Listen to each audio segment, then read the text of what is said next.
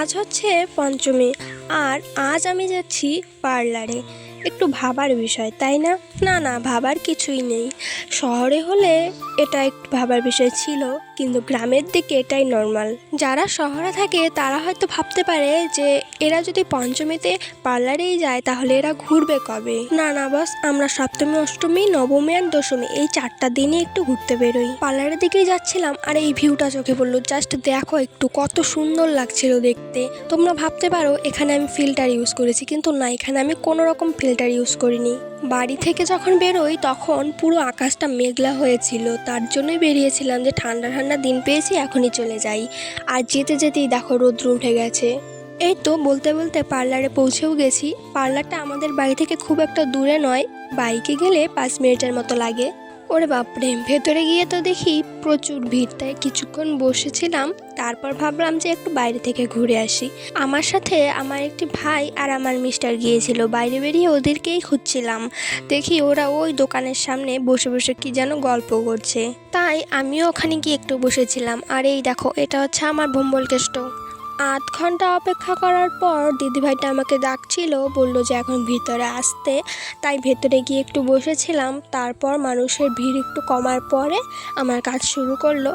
1 বছর আগে আমি চুল স্ট্রেটনিং করিয়েছিলাম, তারপরে আর কোনো স্পা করিনি, তাই চুলটা আমার পুরো ড্যামেজের দিকে চলে যাচ্ছিল। তাই ভাবলাম চলো আজকে একটা স্পা করে আসি। তো প্রথমে আমার চুলটাকে ভালোভাবে ওয়াশ করে এখানে চুলটা ভালোভাবে শুকিয়ে নিয়েছে। এখন আমার চুলে একটা ড্রপ ইউজ হচ্ছিল, কারণ আমার একটু ড্যান্ড্রাফের সমস্যাও ছিল।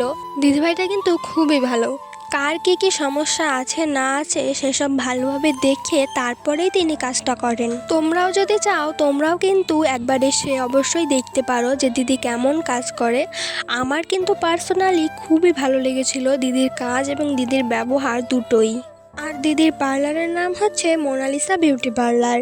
তোমরা যদি কেউ আসতে চাও তাহলে আমাকে অবশ্যই কমেন্ট করো, আমি ঠিকানাটা অবশ্যই দিয়ে দেবো।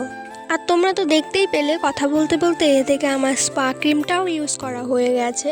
আর কাজের সম্পূর্ণ টাইমটুকুই আমরা ভীষণ মজা করেছি, প্রচুর গল্প করে কাটিয়ে দিয়েছি।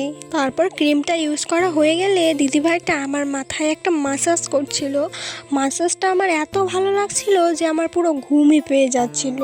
তারপরে এই তো মাসাজ করা, ক্রিম লাগানো সবই কমপ্লিট হয়ে গেছে। এখন আমার মাথাটা পুরো একটা বড় গামলার ভিতরে ঢুকিয়ে দেবে।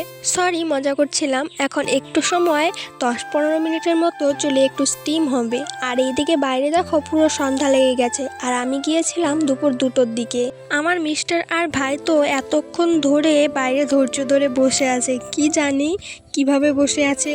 আমি হলে তো নির্ঘাত ওকে বকা দিয়ে দিতাম, একটুও থাকতাম না। আর সত্যি বলতে কিন্তু ও আমাকে একটুও বকা দেয়নি, ধৈর্য ধরে বসেছিল। আমি বাইরে বেরোতেই দেখি একটা হাসি দিয়ে দিয়েছে। তারপর এই তো দেখতেই পেলে চুলটা স্টিম হয়ে যাওয়ার পরে ভালোভাবে ওয়াশ করে দিয়েছে। এখন চুলটা হালকা একটু শুকোতে থাক, আমি তার মাঝখানে একটু আইব্রোটা করে নিচ্ছিলাম তাড়াতাড়ি, কারণ অনেকটাই রাত্রি হয়ে গিয়েছিল, তাই আর আমি সময় নষ্ট করতে চাইছিলাম না। এই তো আইব্রোটাও হয়ে গেছে। আইব্রোটা কেমন হয়েছে অবশ্যই কমেন্টে জানিও। তারপরে এই তো চুলটা হালকা একটু ড্রাই করে নিয়েছি, খুব একটা ড্রাই করিনি কারণ অনেকটাই রাত্রি হয়ে গিয়েছিল। আর এটা হচ্ছে আমার চুলের ফাইনাল রেজাল্ট। লাস্টে একটু সিরাম লাগিয়ে ভালোভাবে চুলটা আঁচড়ে দিচ্ছিল। রেজাল্টটা কেমন হয়েছে তোমরা কিন্তু অবশ্যই জানিও। জানি স্পা করলে খুব একটা পার্থক্য বোঝা যায় না, তবুও তোমরা জানিও কেমন হয়েছে। তো এখন চলে যাব বাড়িতে।